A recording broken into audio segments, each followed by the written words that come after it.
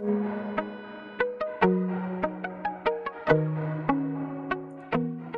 Hello scholars, हम आर्य public school class 4 EVS कर रहे थे। बच्चों ईवीएस में आज हम देखेंगे चैप्टर नंबर 6 जिसका नेम है food we eat. Food we eat chapter को आप रीड करोगे बच्चों तो कुछ एक पॉइंट्स हैं जो कि आप जानने लग जाओगे, जैसे टाइप्स ऑफ फूड, कितने तरह तरह के फूड होते हैं।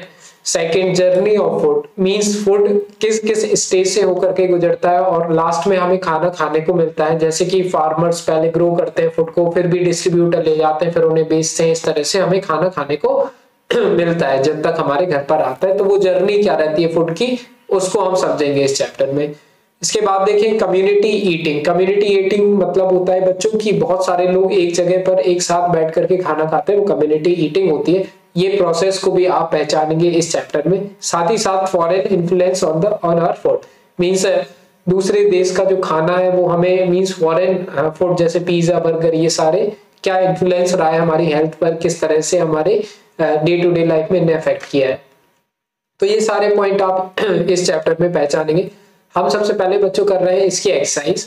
इसकी एक्सरसाइज में सबसे पहले हम देखेंगे फर्स्ट पार्ट। तो हम फर्स्ट वाले स्टार्ट करते हैं। इसमें हमें करना क्या है, देखो and circle the correct option. कह रहे हैं जो भी करेक्ट ऑप्शन है उसको सर्किल करना है।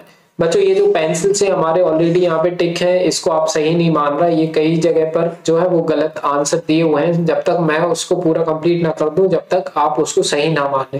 क्लियर? तो चलो हम फर्स्ट वाले को स्टार्ट करते हैं। फर्स्ट वाले में लिखा हुआ है लंगर्स आर सर्व्ड इन। लंगर जो रहते हैं वो कहाँ पर दिए जाते हैं, तो लंगर ऑब्वियसली गुरुद्वारा में दिए जाते हैं। तो इसका आंसर जो यहाँ पे है वही है गुरुद्वारा। ठीक है, तो मैं जब तक यहाँ पे सर्कल ना कर दूं तब तक आप उसको सही आंसर नहीं मानेंगे। जो पेंसिल से ये ऑलरेडी टिक है ये कई जगह गलत भी हो सकते हैं। क्लियर? तो चलो हम स्टार्ट करते हैं अब सेकंड वाला। सेकंड वाले पार्ट में लिखा हुआ है large preparations are required for meal served at. जब अपन बहुत बड़ी प्रिपरेशन करनी होती है, जब हम बहुत सारे खाना बनाते हैं तो वो कहाँ पर हम सर्व कर रहे होते हैं।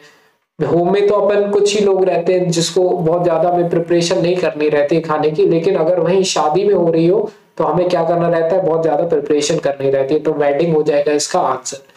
इसके बाद देखें third, a dash a farmer या फिर vendor works very hard to provide food for us. तो कौन बहुत ज्यादा हार्ड वर्क करता है, ऑब्वियसली फार्मर ही बहुत ज्यादा हार्ड वर्क करते हैं जब जाकर के हमें खाना खाने को मिलता है। क्लियर? अगर फार्मर्स नहीं होंगे तो हमें तो बिल्कुल भी हमें चपाती मिल ही नहीं पाएंगी, राइस मिल ही नहीं पाएंगे ना। इस तरह से खोया या फिर salt is an important ingredients of most of the Indian sweets. ठीक है, इंडियन स्वीट्स की बात हो रही है यहाँ पे। स्वीट्स मतलब मिठाई, तो ऑब्वियसली खोया। ओके, ये हो जाएगा। इसके बाद आ जाते हैं बच्चों फिफ्थ वाले पे। मिड डे मील या फिर night meal is a free meal program started by the government of India Indian in government school. Mid day meal मतलब होता है क्या, दोपहर का खाना। नाइट मील मतलब शाम का खाना। तो शाम का खाना तो स्कूल में हो नहीं पाता था ना, तो कहाँ पर मिड डे मील हो जाएगा इसका आंसर, जो कि दोपहर का खाना इंडियन गवर्नमेंट ने इंडियन स्कूल में देना स्टार्ट किया है ना। अगर आप गवर्नमेंट स्कूल में जाएंगे इंडिया के तो आपको मिड डे मील मिलेगा, है ना। सॉरी। सेकंड पे आ जाते हैं बच्चों। सेकंड में अगर हम देखें तो देखो क्या लिखा हुआ है, number the steps of the food reaching our plate from the farm in the correct sequences. कह रहे हैं कि कहाँ हमें नंबर्स देने हैं। क्लियर? यहाँ पे क्रॉस लगा हुआ है, इसका मतलब ये गलत दिया हुआ है। यहाँ पे थोड़ा सा ध्यान से याद रखना मैंने जो बोला है। तो हमें क्या करना है, स्टेप बाय स्टेप देना है। तो सबसे पहले कौन सा स्टेप होगा वो हमें बताना है। तो अगर हम देखें तो ये होगा हमारा सबसे फर्स्ट स्टेप। पहले तो फार्मर ग्रो करता है ना फूड क्रॉप में। क्लियर? तो पहले तो फार्मर क्या आता है, farmer grows food crop in the field. ये देखो ये लिखा है farmer grows food crop in the field. तो सबसे फर्स्ट स्टेप तो हमारा यही हो जाएगा, तो मैं इसमें 1 लिखूंगा। क्लियर? आ जाते हैं सेकंड वाले पे। अब सेकंड देखो, पहले तो फार्मर ने क्रॉप को ग्रो कर लिया फील्ड में। अब हम देखें तो देखो यहाँ पे उसके बाद फार्मर बेचने जाएगा इसको। तो जब वो बेचने जाएगा तो wholesaler buy the transport food items from the field to the wholesale market called mandi. तो फार्मर मंडी में ही तो ले जाता है अपना पूरा एक बोरे में भर करके सारा सामान, मीन से जो भी ग्रेन्स वगैरह रहते हैं उसको बेचने के लिए। तो ये सेकंड स्टेप ये हो जाएगा हमारा। क्लियर? थर्ड स्टेप अगर हम देखें तो हमारा कौन सा होना चाहिए, देखो raw food is bought from the wholesaler. अब रॉ फूड जो रहता है ना वो होलसेलर से खरीदते हैं लोग, तो ये क्या हो जाएगा हमारा थर्ड पार्ट ये हो जाएगा, मीन्स थर्ड स्टेप ये रहेगा। अब हम आते हैं फोर्थ वाले पे। तो फोर्थ वाला हमारा क्या हो जाएगा, सबसे लास्ट में, retailers buy food items from the mandi. अब रिटेलर क्या करते हैं, फूड आइटम्स खरीद लेते हैं मंडी से। तो यहाँ पे हो गया हमारा ये फोर्थ स्टेप, तो यहाँ पे मैं 4 लिख देता हूँ। इसके बाद मुझे रिटेलर्स ने खरीद लिया, अब क्या होगा, we buy food item from the retailers. अब हम रिटेलर से फूड आइटम्स खरीद लेते हैं, तो ये हमारा फिफ्थ हो गया। क्लियर। अब हमने फूड आइटम खरीद लिया, हमारे घर पे आ गया। अब क्या होगा, the food is washed clean and cooked. अब मम्मी क्या करती है, फूड को साफ करती है, खाना को साफ करती है और उसको बनाती है, तो ये 6th स्टेप हो जाएगा। तो इस तरह से बच्चों ये हमें करना है इसमें, है ना। तो ये हो जाएगा हमारा आंसर किसका, सेकंड वाले का। अब हम आ जाते हैं बच्चों थर्ड वाले पे। तो देखो थर्ड में क्या लिखा हुआ है, give 2 example of each of the following. दो एग्जांपल देने हमें हर किसी के लिए। First, dairy products which are rich in fats. कह रहे कोई 2 डेयरी प्रोडक्ट्स बताओ जिसमें फैट होता हो, बहुत अच्छा बढ़िया फैट मिलता हो उनको खाने से। तो हम इसमें लिख सकते हैं घी और बटर, या फिर मिल्क को भी खाने से, लेकिन हमें डेयरी प्रोडक्ट लिखने। तो हम इसमें लिख देते हैं क्या, सबसे पहले घी, GHEE घी, और सेकंड लिख देते हैं बटर, BUTTER। क्लियर। तो ये हो जाएगा इसका आंसर। इसके बाद आ जाते हैं बच्चों सेकंड पे, नॉन वेजिटेरियन फूड। कोई भी 2 नॉन वेजिटेरियन फूड हमें बताना है। तो ऑब्वियसली मटन, चिकन, फिश ये सब होते हैं। तो ये जो लिखा है ये भी सही है, वैसे मैं लिख देता हूँ यहाँ पे मटन, MUTTON मटन, CHICKEN, या फिर फिश भी लिख सकते हो आप, है ना। अब आगे आते हैं बच्चों, इसमें लिखा हुआ है थर्ड वाले में सीरियल्स बताने। कोई भी 2 सीरियल्स बताने हमारे लिए। तो सीरियल्स में मेज हो जाएगा, MAIZE मेज, और दूसरा हो जाएगा वीट, WHEAT, जिससे हमारी चपाती बनती है, वीट।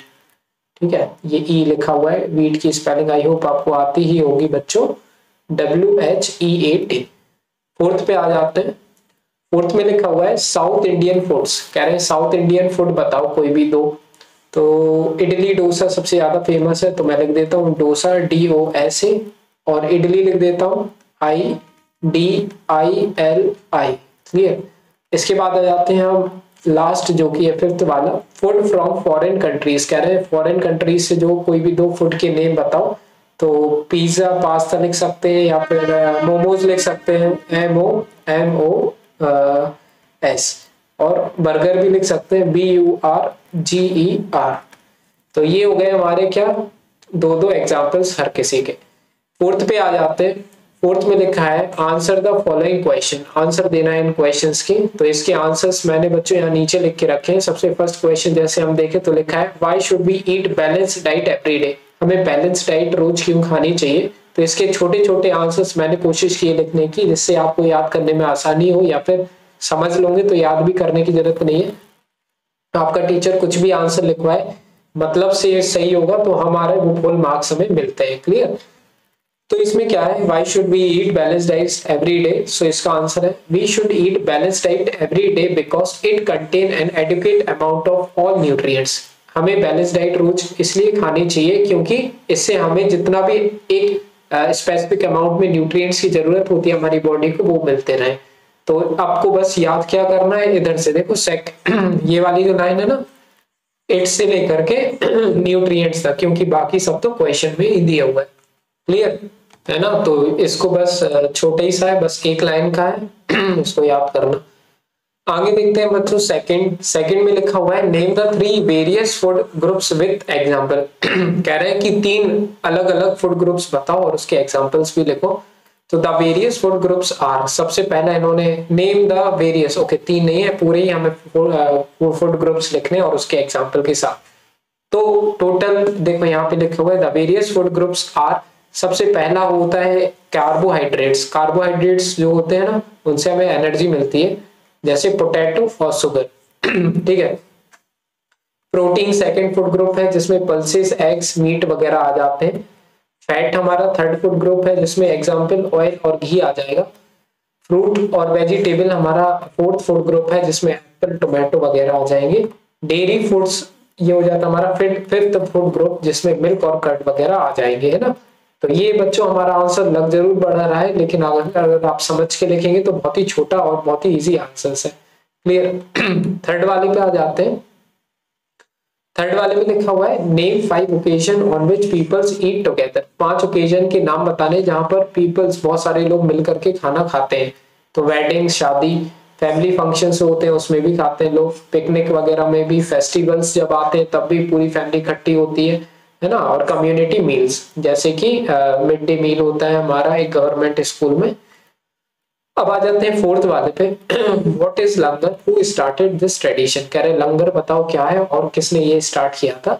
तो langar is a free meal served at gurdwara, है ना। तो लंगर जो है वो एक फ्री मील है, फ्री में खाना खिलाया जाता है लोगों को गुरुद्वारा में।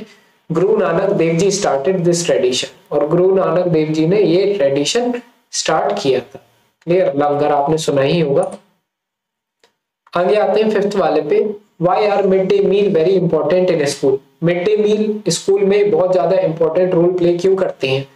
तो it is so because it serves healthy and nutritious meal to a student at free of cost. ये इसलिए क्योंकि ये हमारे स्टूडेंट के लिए एक हेल्दी और न्यूट्रियस मील प्रोवाइड करते हैं फ्री ऑफ कॉस्ट में। फ्री में वो बच्चे खाना खा सकते हैं जो कि हेल्दी फूड होगा।